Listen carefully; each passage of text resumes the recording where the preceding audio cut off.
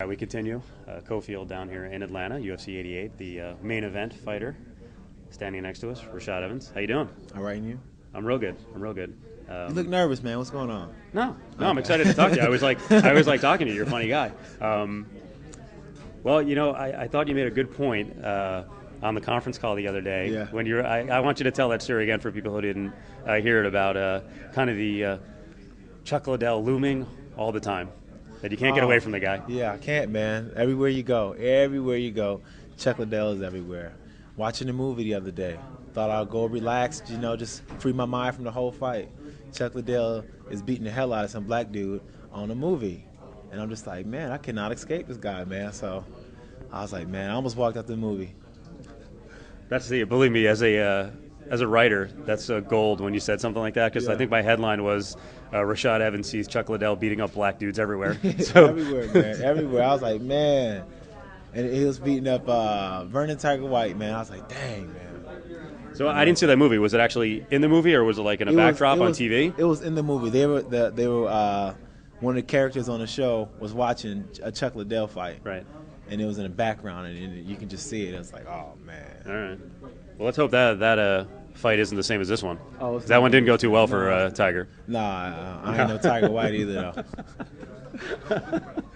So what's been going on with you? Because, boy, it's amazing with fighters. When you guys get injured, and then it lingers, and then the other guy gets injured, sometimes it can feel like you're away forever, and really you have been. I mean, by fighting timelines, it's been almost a year. Yeah. Yeah, I've been sitting there just waiting patiently for somebody to fight me. Yeah. Almost begging for a fight. Almost begging. I almost went and picked a fight with a little kid the other day just because I just wanted to fight somebody so bad. Fat kid, close to your weight, or just real small? Fat. Good. I like beating up fat kids. That's who I can beat up. But you had your own injury issues too, right? Not as bad as a shredded hamstring, but no, I didn't have any nothing injuries. at all. No injuries. No, I was healthy. So why out so long then? Well, I was supposed to fight James Irvin, right, to fill in for Chuck Liddell, and then he gets hurt, and then I'm off the card. And that was the England card, right? That was the England card, right. Yeah. So then I had to wait, and then they gave me Chuck again, so I was like, all right, cool. Right. So what'd you do the whole time? This. Yeah. I mean, were you in Albuquerque the entire time training for, 9 months, 10 months? I went home for a little bit, and then I went in, to a couple camps, a couple guys, helped out George for his camp and stuff like that, and it made the time go by a little faster. Yeah. So you're basically a training partner. You make a lot of money on that, or? I make zero money, but it's fun.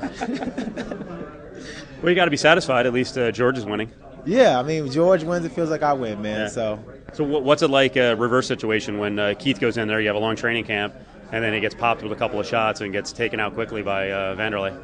It's disheartening, because, you kind of feel like as a training partner, like, man, maybe I could have given him a different look or did something differently, you kind of feel like a part of you failed too, and it's kind of always hard to see somebody you really care about get hurt like that, Yeah, especially that kind of fight too. I mean, you haven't felt that, and hopefully you're not going to anytime soon, but that's got to suck to work that hard, and then you get caught, there's nothing you can do. Yeah, exactly. You have those doubts in your mind that comes and gets created, but the thing about Keith Jardine that makes him so remarkable is each time he had a setback, he's remarkably came back even stronger. You know what I'm saying? And he's got that focus back in his eyes again, and he's just like, he's not sweating anymore. He's still fearless. So yeah, I think it only made him stronger. Well, he's obviously, and we're talking about Keith Jardine, and we're talking to Rashad Evans, about the Jackson camp. He's obviously a key, I would think, in prepping for this fight. He's got a victory over Chuck. You guys have different styles, but there's got to be some things you implement style-wise, I would think, right? Right. Yeah, I mean, Keith Jardine, he was my main partner for this training camp, So he went against him. He knows what the guy does. He knows what the guy likes to do. And I just took notes, took notes, been a good student. So no one has really been able to take down Chuck basically forever since KOTOR. Right. Can you do it? How do you do it? Your style is different than Randy. And along those lines, why hasn't anyone else been able to do it? Because they didn't have a secret takedown that I'm going to unleash on Saturday.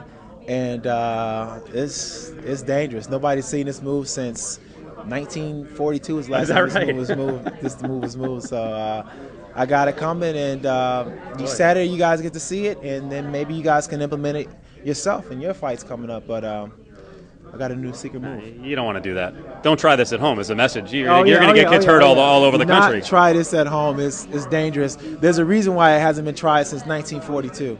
All right. Well, I'd like to see you stand up with him. I mean, I think your stand-up game is pretty underrated. I thought your boxing, pretty much from the get-go when we saw you on The Ultimate Fighter, was pretty impressive. We know that you can kick. Now, there's a height difference, and there's going to be a little reach difference. Actually, we have the same reach at 75 inches. Is that right? Yes. Really? Yes. Same I'm reach. shocked. Yeah. You're not that tall. I got these long arms, so hold on. Yeah. I don't have my shoes on, my lifts in my shoes. How big was the Tito Ortiz fight in terms of getting ready mentally for this one? I know you didn't get the result you wanted in that one, but that first fight against a major guy, I'm sure Forrest Griffin would tell you the same thing, that first time around, it's a little intimidating. And, going against a legend like Liddell can be intimidating if it's your first shot at that type of fight. Yeah, because what happens when you go against somebody that has such a big name and a big profile is that you just get caught up in the event itself, and then you start thinking like everybody on the outside. You're like, oh my God, this is the event, and then you start getting nervous, and you want to stay in your room the whole time. You don't even want to go out to fight. Really? Is that what you did for Tito?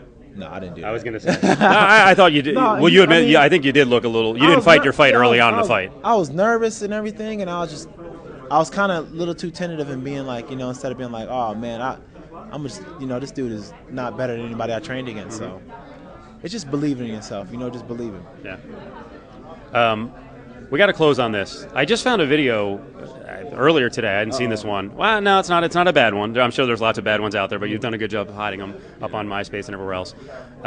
Is there some kind of local cable access show in Albuquerque that you were on, like a Scott Connor show? What was this? Yeah. Scott Connor's a show I did last summer. Last summer I did a show. All right. Yeah. Is it a popular show? Because when I looked at the video on the web this morning, it had 19 views. I will post it. I promise I will post it later tonight or tomorrow, and we'll get it up to a couple thousand. But where's that show? What kind of show is it? It was kind of like a late night show. Right. Scott Connor's he's like a local guy. I'd never seen the show before I went on it either. But then they wanted me to shoot an episode on there and go on there and talk about. So I don't even know if the show's still going on anymore. I'm guessing with 19 views on the internet that it probably isn't. Now I got to say. You can tell Rashad's pretty schooled. I'm not even looking at the camera. I'm just he's mugging for the camera. Your mom material. Oh, my mom. Yeah. What are you doing the improv on the side here? Well, you were talking about on the show your mom giving you advice. Yeah. On my mom. I forget who you were fighting next, but you do a pretty good mom improv. I don't even know if your mom sounds like that, but she sounds funny. Well, she will be on UFC Countdown, and you'll see how my mom sounds. No. But my mom, man, she's funny, man. She always got advice every single time. My mom was not into sports, me into sports when I was growing up and stuff, but then all of a sudden she turned into a custom model or something like that. You know what I'm saying? Dropping knowledge on me. I'm just like, Mom? You know what I'm saying? It's funny though, but it makes me laugh, She's like custom model. That's a good reference. Yeah, she's like custom model, man. She's like custom model. She said, Rashad, every fighter is afraid. But it's what you do with that fear that make the difference now. I'm like, Mom, really? Where'd you get that from? Mom, that's custom motto. Wasn't she dropping Bruce Lee references, or she was you got to use the kung fu now? Yeah, she wanted me to get some Bruce Lee tapes because she wanted me to start bringing out my kicks. You know what I'm saying? Now you're making this up. She really said that. I swear on everything she said that. She said she wanted me to start bringing out my kicks. All right. So I'm bringing out my kicks. Oh, watch it. All right, there you go. Good luck in the fight. All right, thanks, man.